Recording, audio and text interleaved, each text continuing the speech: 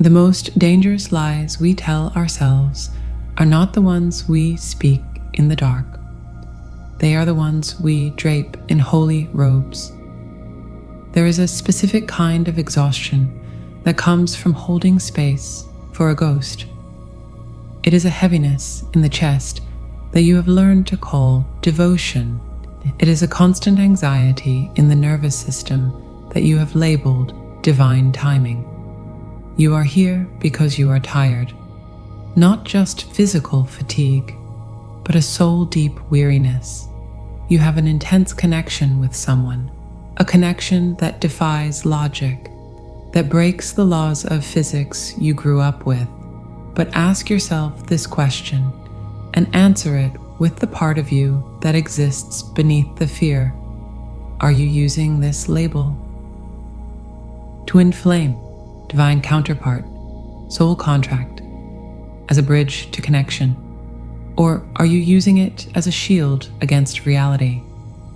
Sometimes we spiritualize our suffering because facing the raw truth that we are accepting crumbs of affection feels too ordinary for such a profound love.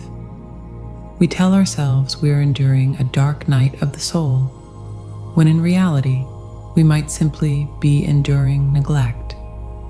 Let us walk into this fire together, not to burn, but to see what remains when the fantasy turns to ash.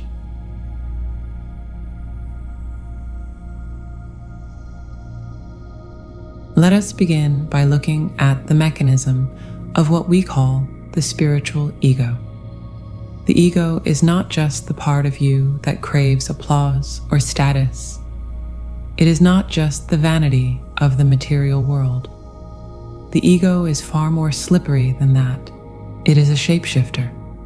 It loves to hide in the church, in the temple, and in the spread of tarot cards. It wraps itself in the language of light and love to protect you from the darkness of rejection. When we encounter an avoidant soul, someone who runs from intimacy or who cannot hold the gaze of deep vulnerability, our ego takes a massive hit. This is not because we are weak. It is because we are human. Rejection is primal. To the ancient parts of our nervous system, being cast out or ignored by an attachment figure feels like death. It triggers a panic in the body that bypasses logic entirely. To survive this pain, the mind creates a narrative. It spins a story to make sense of the senseless. We tell ourselves that they are running because the light is too bright. We tell ourselves that they are the unawakened counterpart and that we must hold the frequency until they rise to meet us. We convince ourselves that their silence is not an absence of care, but a sign of their internal battle. This is what psychologists call cognitive dissonance. It is the mental discomfort experienced by a person who holds two or more contradictory beliefs, ideas, or values. The reality staring you in the face is that they are not here. They are not choosing you. They are not showing up. But the belief deeply embedded in your heart is that we are destined for union. The gap between that painful reality and that beautiful belief is a chasm. It is too wide to jump and too deep to ignore. So, to bridge that gap, we build a structure made of spirituality. We start bypassing. Spiritual bypassing is the act of using spiritual explanations to avoid facing unresolved emotional wounds and psychological realities. It is a defense mechanism. It is a way of numbing the sting of truth with the balm of destiny. We start calling our anxiety telepathy. We convince ourselves that the knot in our stomach is not fear, but a psychic cord alerting us to their distress. We label their disrespect as a fear of intimacy. We categorize their inability to commit as a necessary phase of the separation template. Why do we do this? Why do intelligent, grounded people fall into this trap? We do it because the alternative is often too painful to bear. If they are just an ordinary person with an attachment wound who does not want to be with us, that is mundane. That is sad. That is a grief that has no glory. It feels like a waste of time. But if they are a runner fleeing a divine union, then our suffering has a purpose. It elevates the pain. It makes us martyrs for love. It transforms a breakup into a cosmic initiation. It gives meaning to the sleepless nights and the obsessive thoughts. It tells us that we are not being rejected. We are being tested. And if we can just pass the test, if we can just love them unconditionally enough, we will be rewarded. This narrative keeps us trapped in a waiting room, convinced it is a temple. We endure behavior we would never accept from a friend or a colleague, all because we have stamped a spiritual label on the connection. But we must be brave enough to look at the mechanism. Looking at the truth does not mean the connection wasn't real. It does not mean you made it up. It means acknowledging that potential is not the same as reality. You can have a fifth-dimensional connection with someone where the souls recognize each other instantly. You can share a profound telepathic bond, and at the exact same time, you can have a third-dimensional incompatibility that will destroy your peace. Both things can be true at the same time. The soul recognition can be real, and the human incapacity can be real. One does not cancel out the other, but we often use the spiritual truth to try and erase the human truth. We try to manifest our way out of neglect. We try to meditate our way out of abandonment. We must stop using spirituality as a way to avoid the grief of what is actually happening. We must stop using the label of twin flame as a shield against the reality of an emotionally unavailable partner. The diagnosis is not that you are crazy. The diagnosis is that you are in pain, and you are using the tools you have to try and make it stop. But true healing begins when we put down the stories and look at the bare facts.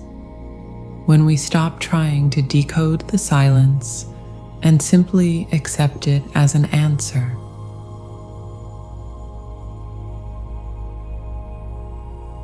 Here is the shift in perspective.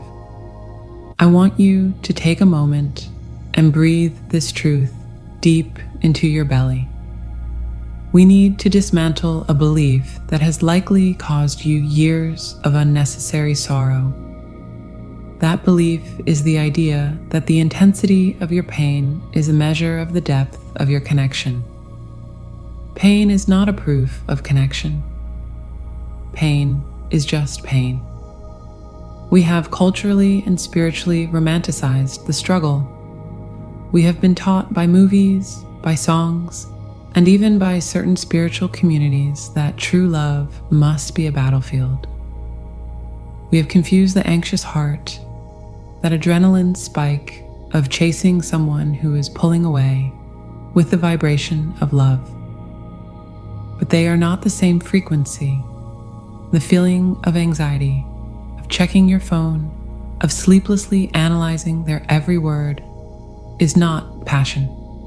It is a dysregulated nervous system. True spiritual love does not dismantle your mental health. It does not require you to abandon your dignity to prove your loyalty. It does not ask you to break yourself into pieces just to fit into the spaces they have left empty. Think of gravity. Gravity is a fundamental law of the physical universe. You cannot manifest yourself out of gravity. You cannot spiritually bypass the fact that if you jump off a cliff, you will fall. Relationships have a form of gravity too. The gravity of a healthy relationship is reciprocity. If energy is only flowing one way, it is not a circuit, it is a drain. You may be pouring the purest, highest vibrational love into this connection. You may be holding the vision of their highest self with unshakable faith. But if that energy is not returning to you, the connection is dying. It is defying the physics of love. You cannot sustain a bond on your own fuel alone. The spiritual ego often wants to be the savior. It wants to be the one who loved them enough to heal them. It whispers to you that if you just hold on a little longer, if you just offer a little more unconditional love, they will finally wake up. This is a seductive trap, but listen closely to this hard truth. You cannot love someone into their potential. You cannot hold space for someone who is using that space to hide from themselves. When we say we are holding space for a runner, often what we are actually doing is enabling their avoidance. We are making it comfortable for them to stay asleep because we are doing all the spiritual work for two people. We fall in love with their potential. We see the golden light within them. We see who they could be if they healed their trauma and opened their heart. But you cannot be in a relationship with potential. You can only be in a relationship with reality. The person standing in front of you, with their limitations and their choices, is the only reality that exists right now. The greatest act of spirituality is not waiting. It is seeing reality exactly as it is, without flinching. It is taking off the rose-colored glasses of potential and looking at the gray facts of the present. If they are silent, the reality is silence. If they are absent, the reality is absence. We often spend hours, days, and years trying to decode the silence. We analyze it. We pull tarot cards on it. We ask psychics what the silence means. But the silence is not a code to be cracked. The silence is the answer. When you stop trying to decode the silence and simply accept it as a valid communication of their current capacity, you become free. This is where the paradox lies. We think that by letting go, we are failing the spiritual mission. But the mission was never to be a martyr. The mission was to discover your own wholeness. By accepting that they cannot meet you, you are finally meeting yourself. You are retrieving your energy from a timeline that does not exist and bringing it back to the only place where life is actually happening. Here, now, in the reality of your own presence. You must stop waiting for the external world to validate your worthiness. The most spiritual thing you can do right now is to honor your own existence enough to stop waiting for someone else to choose it. Be the reality you are seeking.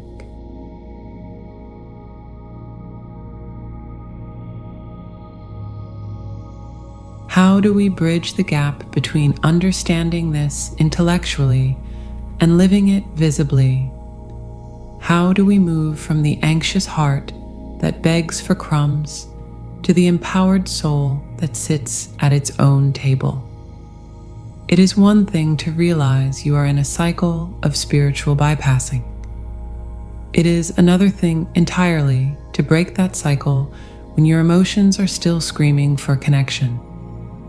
This requires more than just a mindset change.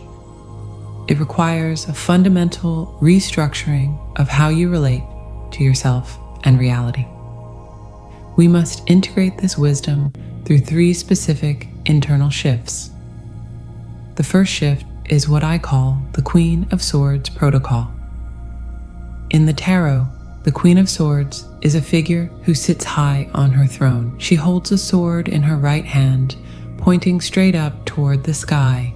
This sword represents the intellect, clarity, and the absolute truth. She uses this blade to cut through clouds of confusion. She values truth over sentiment. She does not lack a heart, but she refuses to let her emotions cloud her judgment. You must adopt this archetype. Look at your situation today. Do not look at the text messages from 3 years ago that promised forever. Do not look at the vivid dreams you had during the last full moon. Look at the cold, hard data of the last 30 days. If you were a scientist observing the dynamic between you and this person, what would the evidence say? Stop reading between the lines and start reading the lines themselves. We often make excuses for them. We say they are busy, they are scared, or they are overwhelmed. The Queen of Swords does not deal in excuses. She deals in actions.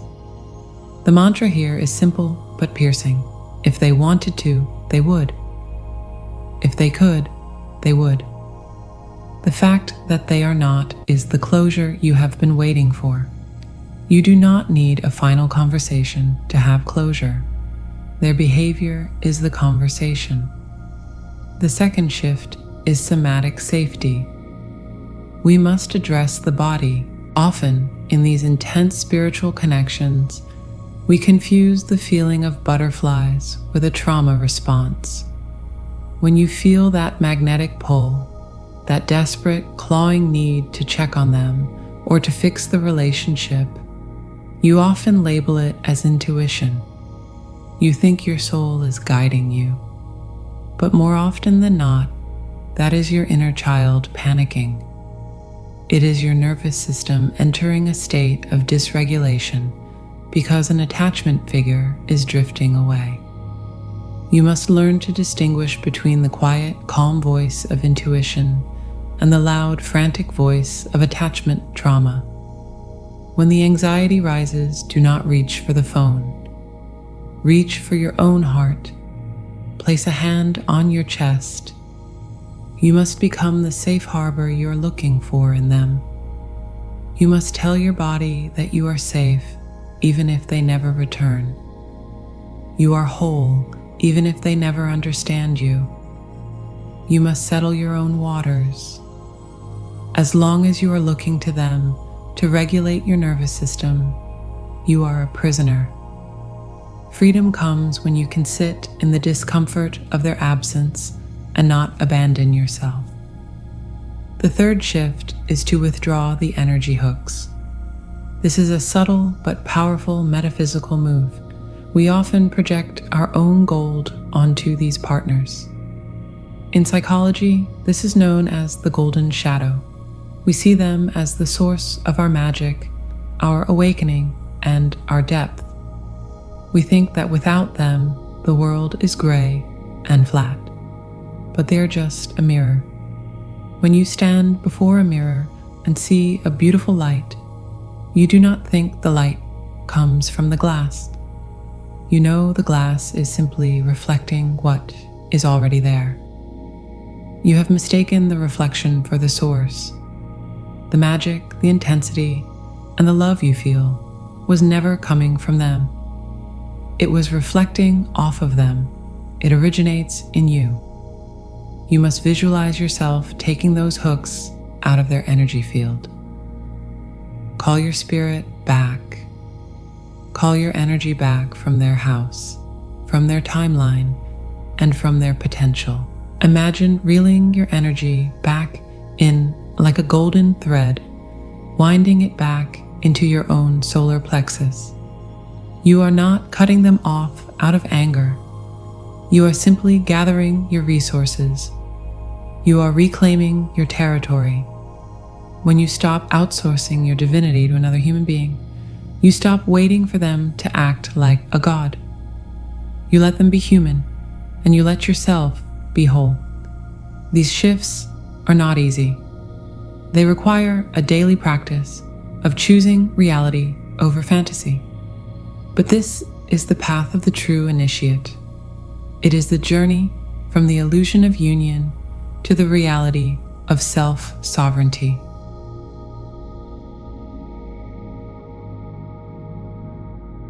True spirituality is not an escape from human dynamics. It is their mastery.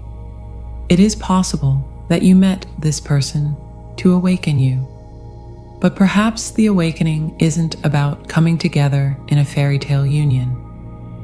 Maybe the awakening is realizing that you are worthy of a love that doesn't require you to decipher it.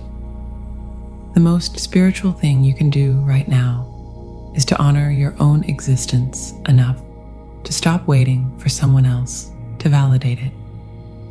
You are the destination. You always have been. Don't bypass your life waiting for someone else to start living theirs. Be the reality.